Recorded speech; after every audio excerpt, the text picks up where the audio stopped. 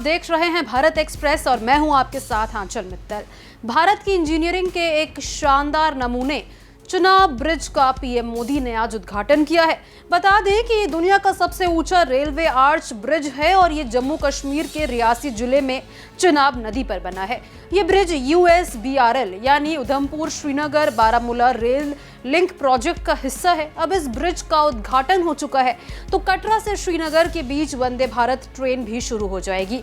लेकिन गौर करने वाली बात यह है कि ये सिर्फ एक मामूली ब्रिज नहीं है, बल्कि इसकी कई सारी विशेषताएं हैं। अब वो क्या है, चलिए जानते हैं। तो जानकारी के अनुसार चुनाव ब्रिज एक स्टील और कंक्रीट से बना आर्च ब्रिज है जो रियासी जिले के बक्कल और कोरी गांव को जोड़ता है।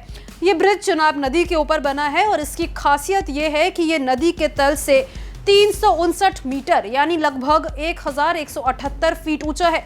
यानी ये पेरिस के मशहूर आईफिल टावर से 35 मीटर और दिल्ली के कुतुब मीनार से करीब 5 गुना ऊंचा है।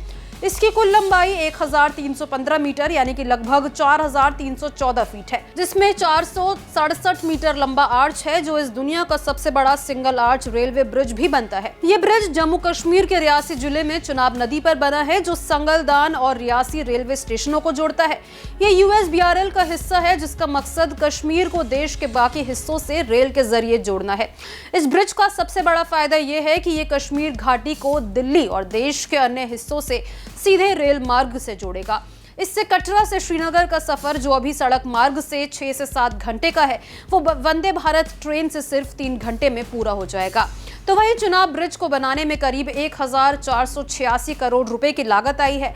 इस ब्रिज को बनाने में 28,660 और 30,000 मीट्रिक टन स्टील और 46,000 क्यूबिक मीटर कंक्रीट का इस्तेमाल हुआ है।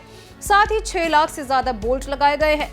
इस पुल को बनाने में नदी के प्रवाह को नुकसान नहीं पहुंचाया गया है। नदी में कोई पिलर नहीं है बल्कि इसे आर्च तकनीक से बनाया गया है। चुनाव ब्रिज को बनाने में एक खास केबल क्रेन सिस्टम का इस्तेमाल हुआ है जो भारतीय रेलवे में पहली बार उपयोग किया गया है। ये सिस्टम 915 मीटर चौड़े खड्डे में सामग्री ले जाने के लिए 100 मीटर ऊंचे पायलनों पर टिका था। ये ब्रिज 266 किलोमीटर प्रति घंटे की तेज हवाओं और भूकंप जैसी प्राकृतिक चुनौतियों का सामना करने के लिए डिजाइन किया गया है। ये इंजीनियरिंग का एक बेमिसाल नमूना है जो भारत की तकनीकी लागत को दिखाता है।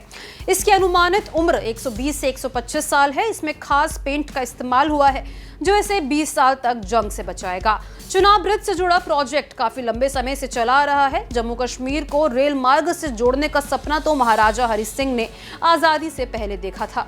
उन्होंने अंग्रेजों के सहयोग से जम्मू कश्मीर तक नैरो गेज टॉय ट्रेन चलाने के लिए सर्वेक्षण कराए थे, लेकिन कश्मीर की जियोग्राफिकल लोकेशन के कारण इस पर आगे बढ़ना संभव नहीं हो पाया।